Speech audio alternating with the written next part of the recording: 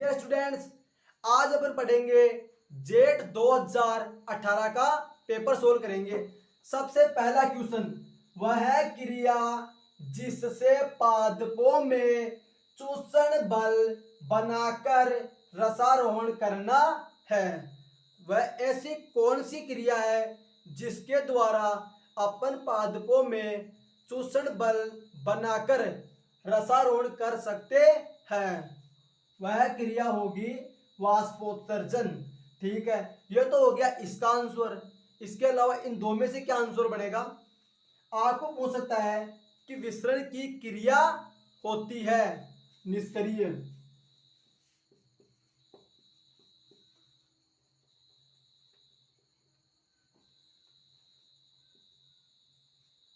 विसरण की क्रिया निष्क्रिय होती है। ठीक है, प्रकाश संश्लेषण से क्या पूछ सकता है? मैं आपको विसरण की परिभाषा भी पूछ सकता है।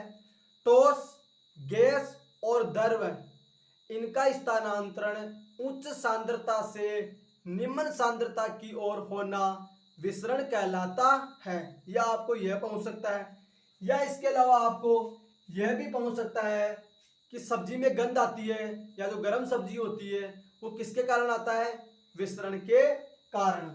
प्रकाश संश्लेषण क्या है? ठीक है, प्रकाश संश्लेषण की डेफिनेशन सब जानते हैं।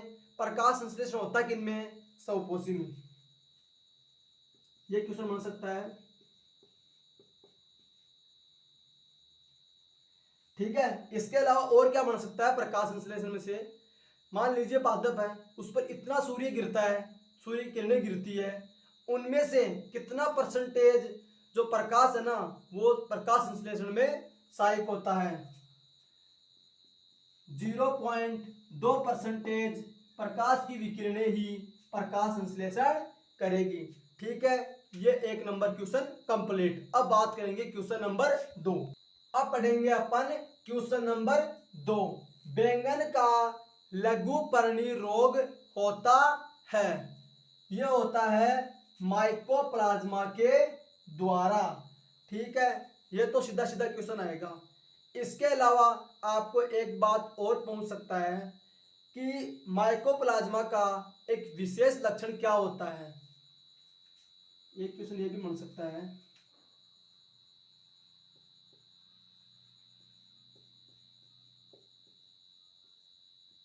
कोशिका भित्ति अनुपस्थित, यह भी माइकोप्लाज्मा का मुख्य लक्षण होता है। इसके अलावा जीवाणु और विषाणु के बीच की कड़ी होती है माइकोप्लाज्मा। एक क्वेश्चन ये भी हो सकता है।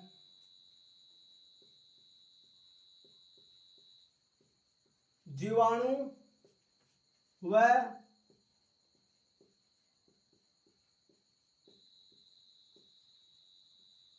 विषाणु के बीच की कड़ी, दो क्वेश्चन बन सकते हैं। एक क्वेश्चन और बन सकता है कि इसे पादप या इसे जोकर भी बोलते हैं, तो माइकोप्लाज्मा को जोकर के नाम से भी जानते हैं। ठीक है, याद रखना।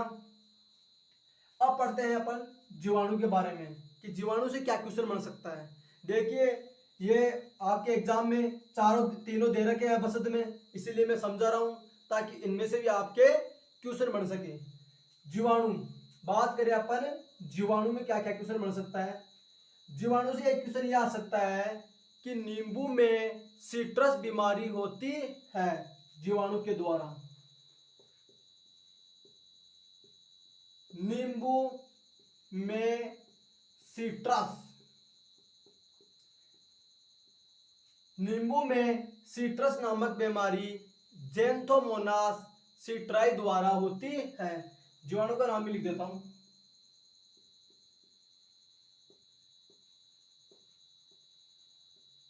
Xanthomonas citri.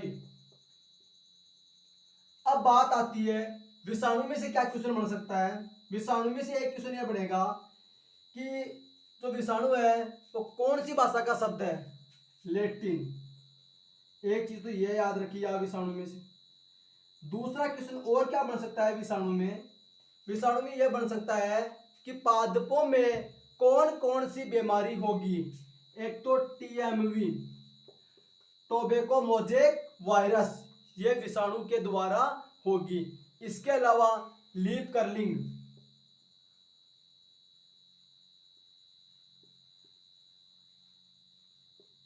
लीफ कर्लिंग, ठीक है। ये हो गया अपना क्वेश्चन नंबर 2। ये संभावित क्वेश्चन बन सकते हैं। अब बात करेंगे क्वेश्चन नंबर 3, ठीक है। क्वेश्चन नंबर 3, एक परजीवी खाद्य श्रृंखला में संख्या का पिरामिड रहता है। इसका आंसर आएगा उल्टा, ठीक है। राइट आंसर होगा इसका अपन उल्टा होगा, ठीक है। संख्या के आधार पर तो हो गया उल्टा। अब अगर आपको क्वेश्चन यहां पर यह पूछ ले कि ऊर्जा के आधार पर जो पिरामिड होता है वो कैसा होगा, सीधा। इतनी सी बात याद रखिए।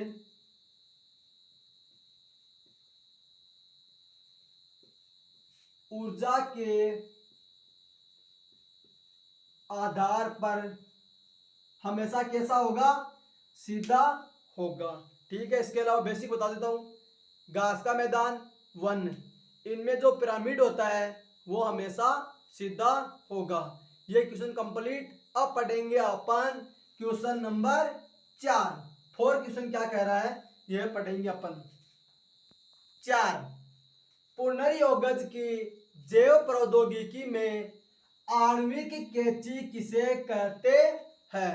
तो आपको इसका सीधा सीधा आंसर करना है RE, रेस्ट्रिक्शन एंडोन्यूक्लियस एंजाइम को आणविक कैंची के नाम से जानते हैं, ठीक है। यह तो हो गया क्वेश्चन नंबर 4 का उत्तर। यदि आपको अब इन अबसत में से क्या और क्या क्वेश्चन बनता है, लाइगेज से क्या क्वेश्चन बनता है।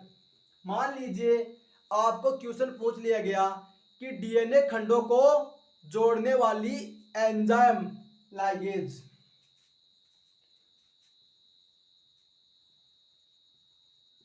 डीएनए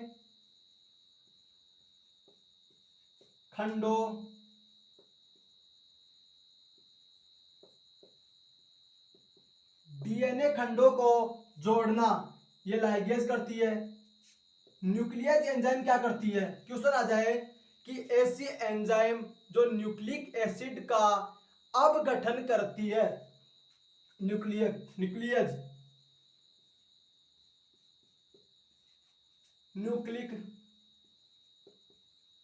एसिड अपघटन, न्यूक्लिक एसिड का अपघटन करती है न्यूक्लियस नामक एंजाइम। या आपको पॉलीमरेज में से पूछ ले, मान लीजिए आपको पॉलीमरेज थर्ड पूछ लिया, तो पॉलीमरेज थर्ड तो क्या करता है कि 5 से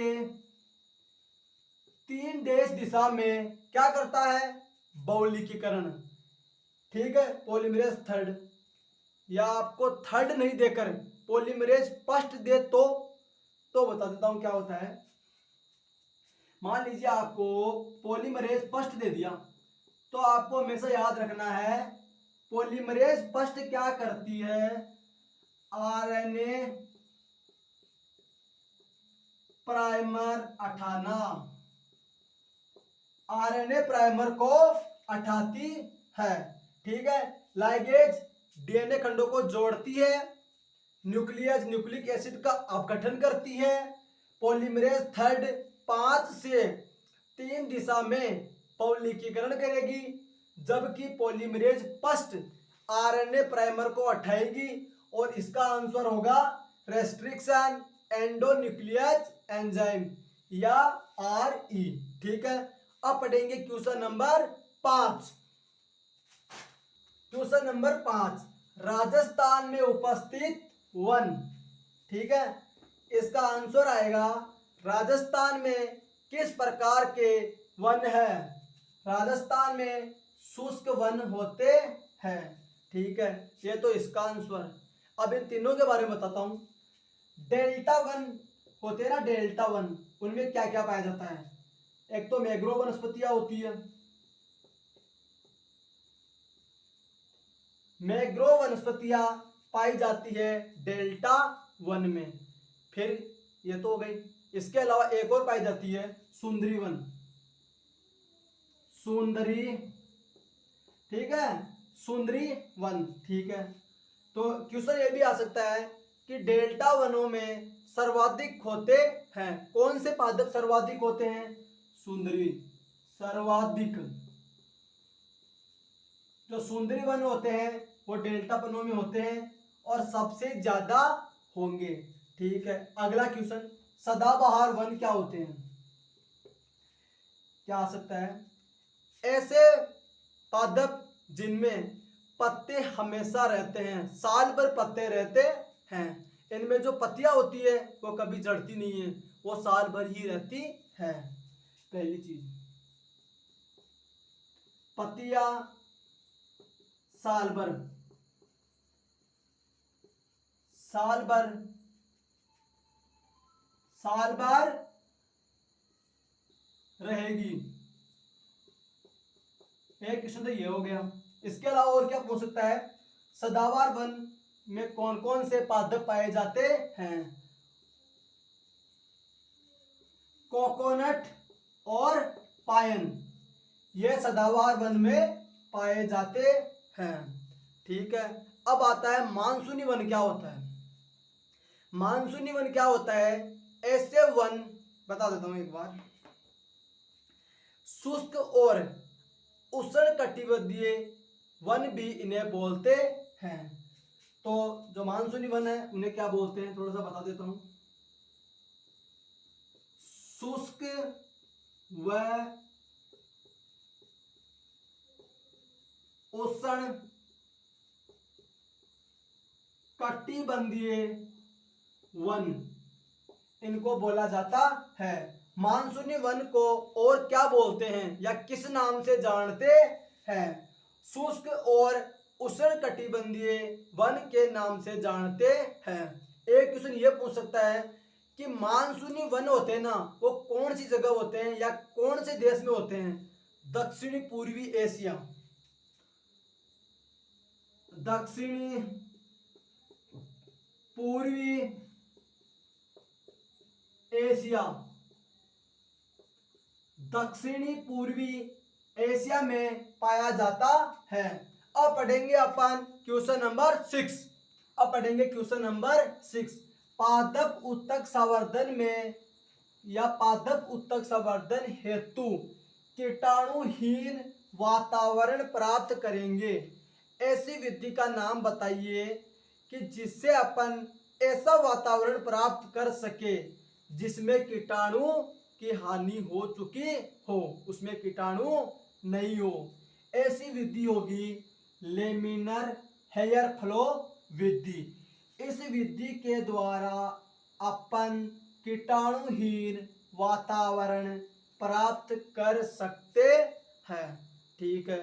अब आता है इससे और क्या क्वेश्चन बनता है। बहुत से स्टूडेंट पूछते हैं कि सर ऑटोक्लेव क्या होता है। सबसे पहला क्वेश्चन तो यह आएगा कि ऑटोक्लेव की आकृति होती है बेलनाकार,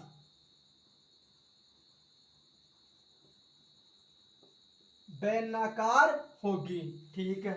इसमें कौन सी क्रिया होती है? निर्जलीकरण की क्रिया होती है, ठीक है। इसमें क्या होता है कि हाई टेम्परेचर होता है जिससे जीवाणु नष्ट होते हैं। आपको ये याद रखना है कि ये बेलनाकार होता है और इसमें निर्जलीकरण होता है, निर्जमीकरण, सॉरी निर्जलीकरण, ठीक है। सेंट्रीफ्यूज क्या होता है? सेंट्रीफ्यूज क्या होता है कि जो कोई यंत्र है उस यंत्र की चालन की जो इकाई होती है ना, उससे सेंट्रीफ्यूज बोलते हैं। याद रखिए, बहुत बार पूछते हैं यंत्र चालन की इकाई कौन होता है? सेंट्रीफ्यूज। अब पढ़ेंगे क्वेश्चन नंबर 7। अब पढ़ेंगे अपन क्वेश्चन नंबर 7। मोटा अनाज का कुल होता है।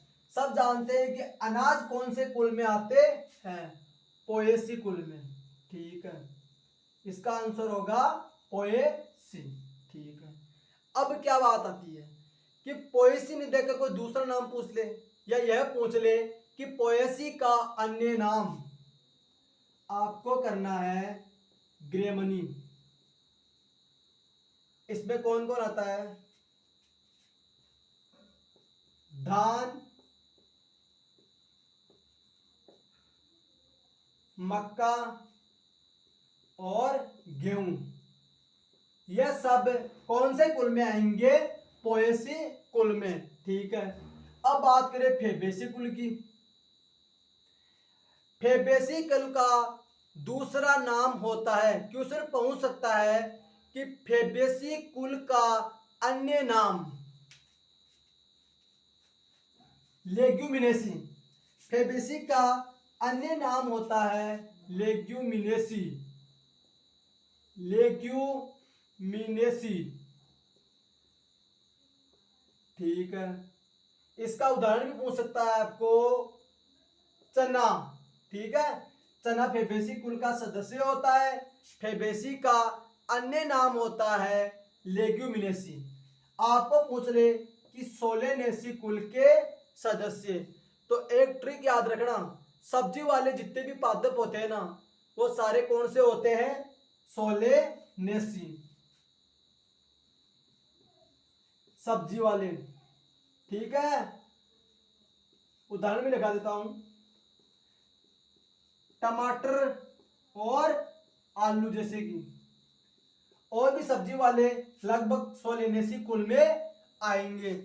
अब बात करते हैं लास्ट, ब्रेसिकेसी का अन्य नाम कुर्सीफेरी।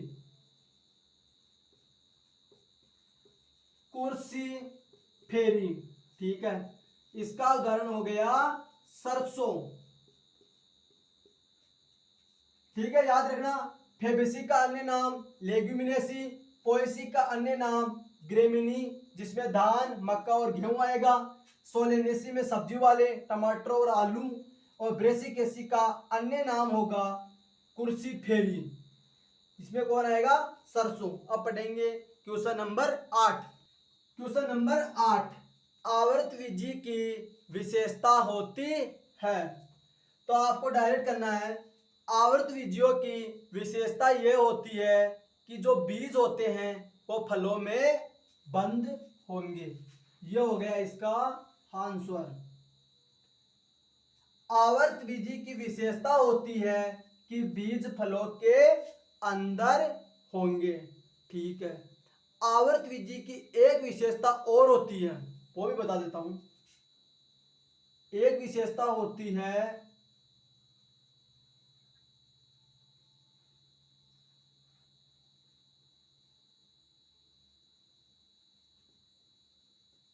द्विनिषेचन। यह आवर्तविजियों की मुख्य विशेषता होती है। ठीक है, अब आते हैं कि पुष्प नहीं बढ़ते हैं। यह क्वेश्चन आ सकता है कि पुष्प किस किस में नहीं बढ़ते हैं। दो क्वेश्चन बताऊंगा, जिसमें पुष्प नहीं बढ़ते हैं उसे बोलते हैं क्रिप्टोगेमस। एक तो ये याद रखिए कि जिसमें पुष्प नहीं बढ़ते हैं उसे क्या बोलते हैं, क्रिप्टोगेमस। जिसमें पुष्प और फल नहीं बढ़ते हैं उसे क्रिप्टोगेम्स बोलते हैं। क्रिप्टोगेमस में कौन कौन से सदस्य आएंगे,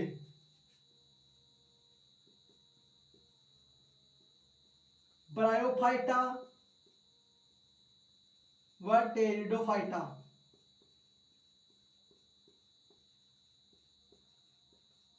टेरिडोफाइटा, इनमें पुष्प नहीं बढ़ते हैं। ठीक है, वायु द्वारा परागण क्या कहलाता है। यह क्वेश्चन बनता है कि वायु के द्वारा परागण कहलाता है एनीमोफिली। एनीमोफिली, वायु द्वारा परागण एनीमोफिली कहलाता है।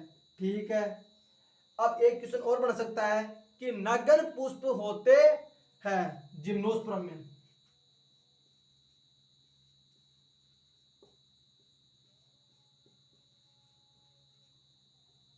जिम्नोस्पर्म में नगन पुष्प होते हैं। अब पढ़ेंगे अपन क्वेश्चन नंबर 9। क्वेश्चन नंबर 9, नर जनन तंत्र में लिंग हार्मोन का स्त्रावण नियंत्रण किसके द्वारा होगा? तो आपको इसका डायरेक्ट आंसर करना है LH। ठीक है, यह आपका आंसर हो गया LH। ठीक है, करेक्ट आंसर हो गया इसका LH। ठीक है, अब और क्या बन सकता है? LH हार्मोन होता है ना, उसका पूरा नाम बताइए, पूछ सकता है LH का पूरा नाम।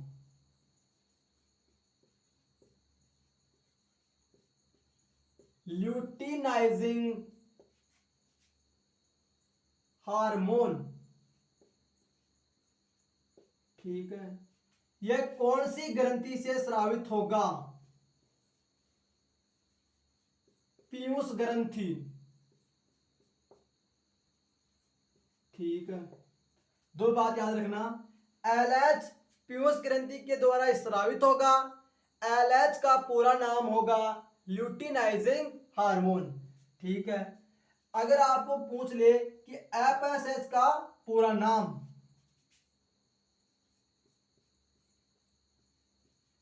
फॉलिकल स्टिमुलेटिंग हार्मोन,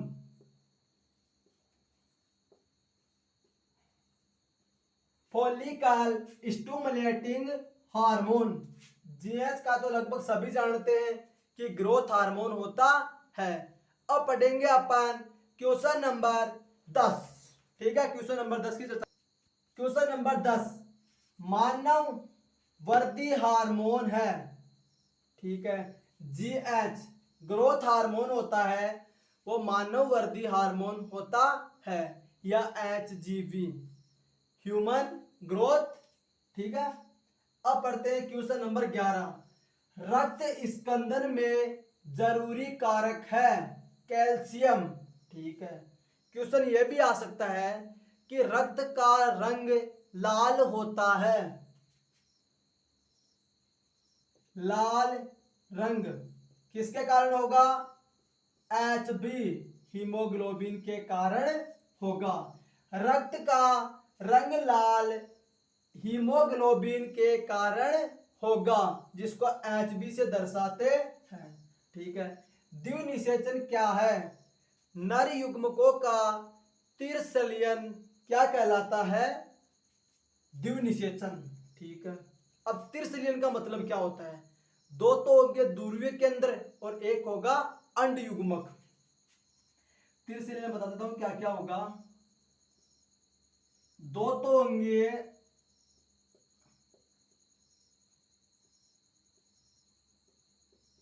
ध्रुवीय केंद्र और एक होगा अंड युग्मक।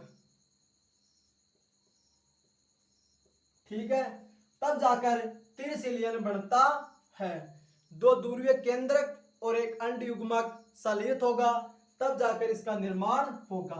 क्वेश्चन यह भी आ सकता है कि द्विनिषेचन की खोज की थी नवासीन।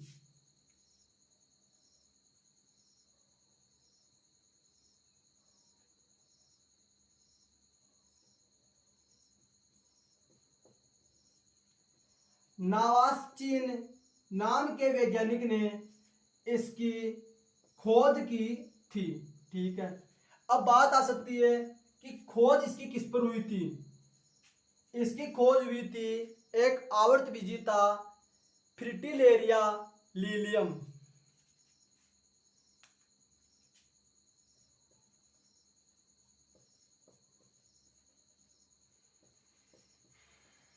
फ्रिटिलेरिया लिलियम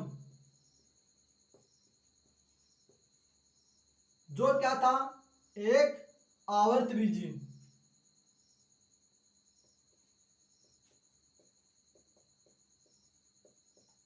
इतनी बात याद रखेंगे, द्विनिषेचन की खोज की नावासीन नाम के वैज्ञानिक ने किस पे की? फ्रिटिलेरिया लिलियम नामक पौधे पे की थी। ये क्या होता है? आवर्त विधि होता है। नर युग्मकों का संलयन द्विनिषेचन कहलाता है। इसमें दो बातें होती है, दो ध्रुवीय केंद्रक और एक अंड युग्मक। ठीक है, लास्ट क्वेश्चन, जैव आवर्धन का स्रोत होता है जीवाणु, कवक और साइनोबैक्टीरिया। अब पढ़ेंगे अपन question number 14। Question number 14, Xanthomonas campestris पौध रोग का कारण होता है। ये क्वेश्चन है कि जेंथोमोनास कैम्पेस्ट्रिस पौध रोग का कारण है या किसका कारण होता है। ठीक है, आंसर आएगा सिट्रस। ठीक है, इसका सीधा सीधा आंसर आएगा सिट्रस नामक रोग। ठीक है, जो नींबू में होगा। ठीक है, अब अगर आपको मान ले, ये तो डायरेक्ट क्वेश्चन है, आपको ये पूछ ले कि गेहूं में जो कीट रोग होता है ना, वो किसके द्वारा होता है। पहली बात याद रखना मेरी बात को, गेहूं में कीट रोग होता है वो कवक के द्वारा होता है। पहली बात, कवक द्वारा। ठीक है, आपको यह पूछ ले कि कवक की कौन सी जातियां होती है। ट्रिटिकम,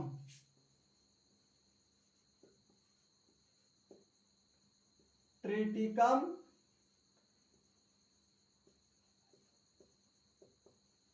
पक्सिनिया या ग्रेमिनिस, ये कुछ जातियां होती है जिनके द्वारा गेहूं में कीट रोग होता है। या पूछ ले चूर्णिल आसिता बीमारी किसके द्वारा होती है। यह भी फंगल डिजीज होती है। ठीक है, एक समानता तो ये हो गई। इसमें दूसरी समानता क्या होती है, कवक का ऐसा कौन सा गण है जो चूर्णिल आसिता बीमारी पैदा करता है। इरिसाइपिन, इरिसाइफिया, ये एक ऐसा वर्ग होता है जो चूर्णिल आसिता रोग पैदा करता है। उभयचर लक्षण होते हैं। उभयचर कौन से होते हैं? जो जल और थल दोनों में पाए जाएंगे वो उभयचर होते हैं। उनके शरीर की विशेषता होती है कि वो नमी में होते हैं और ग्रंथ युक्त त्वचा पाई जाती है। ठीक है, उभयचर होते क्या है? जल व थल।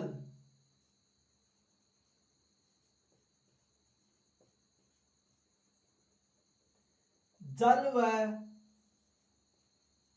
थल दोनों में उपस्थित उभयचर।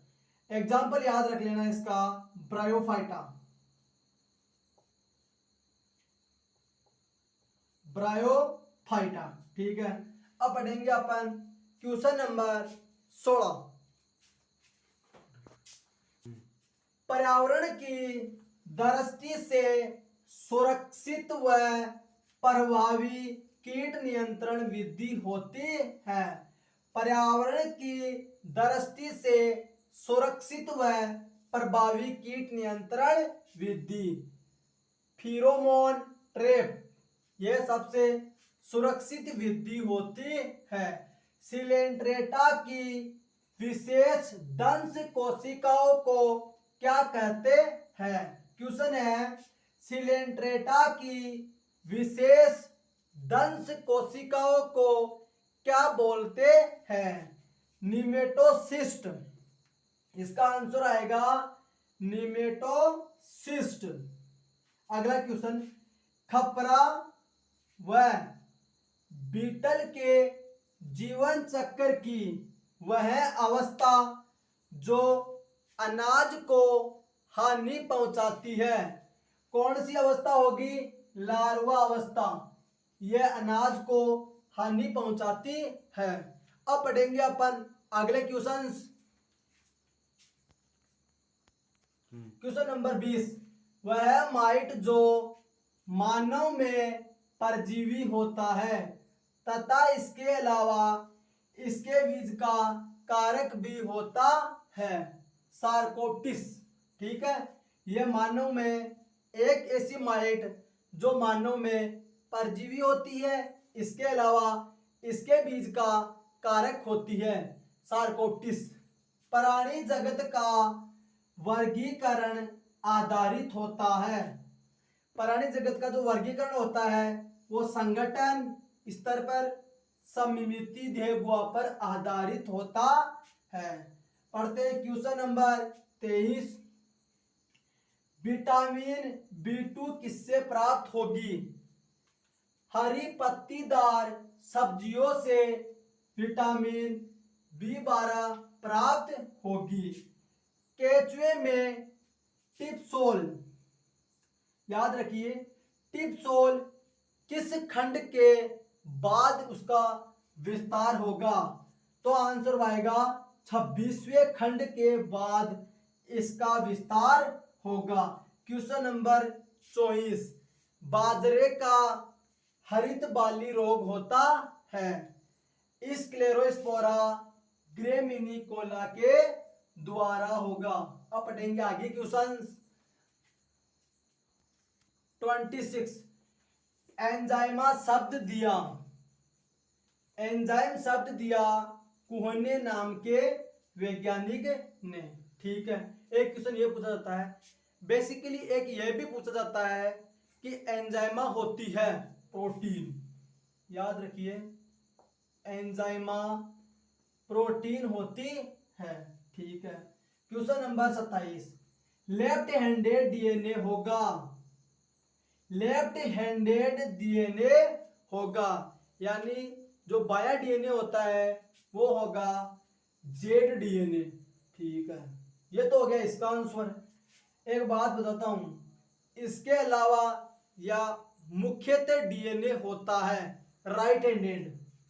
जो डीएनए होता है वो मुख्यतः राइट हैंडेड होता है। मुख्यतः डीएनए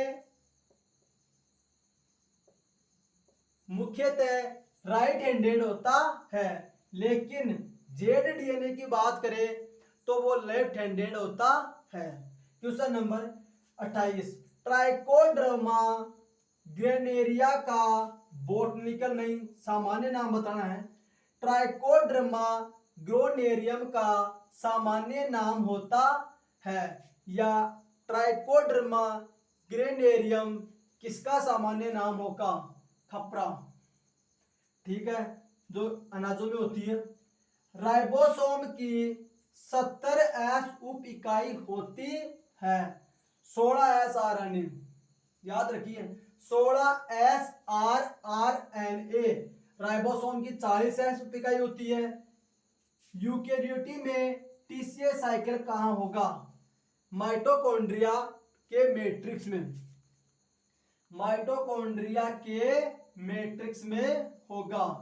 ठीक है, टीसीए का पूरा नाम ट्राई कार्बोक्सिलिक एसिड होगा। लास्ट क्वेश्चन, मटर प्राकृतिक रूप से होता है स्वपरागित, मटर प्राकृतिक रूप से स्वपरागित होते हैं। अब पढ़ेंगे अगला क्वेश्चन।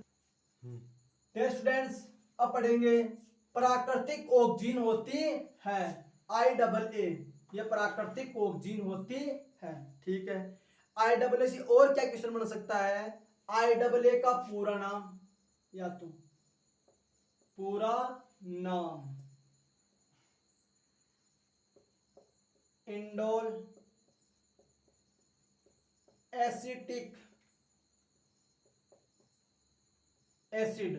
ठीक है, अगला, जीन स्थानांतरण की विधि नहीं होती है, कैप्सुलीकरण के द्वारा जीन स्थानांतरण नहीं होगा। ठीक है, जीन स्थानांतरण की विधियां होती है इलेक्ट्रोपोरेशन, सोलेनेशन, या जीन स्थानांतरण की विधियां होती है।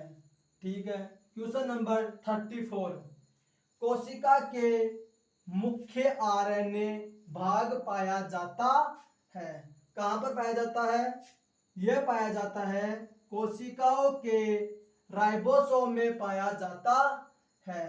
क्वेश्चन नंबर 35, पुनर्योगज प्रौद्योगिकी के द्वारा प्रथम चिकित्सालय उत्पाद है इंसुलिन। ठीक है, इंसुलिन है वो मधुमेह में सहायक होता है।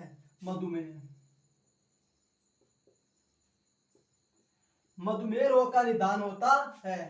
निमेटोड में लिंग निर्धारण होगा XXX0 प्रकार का। स्टूडेंट्स सबको एक बात बताता हूं मैं, अपन यहाँ पर ओनली 36 क्वेश्चन पढ़ेंगे, क्योंकि मैंने जो पिछला पेपर सोल्व कराया था ना, उसमें क्या हुआ था, जो 4 प्रश्न है ना वो रिपीटेड थे। इसीलिए वो 4 क्वेश्चन में आपको इस 2018 के पेपर के पहले आपको पढ़ा चुका हूँ। अब उम्मीद करता हूँ आप बढ़िया तरीके से पढ़ेंगे।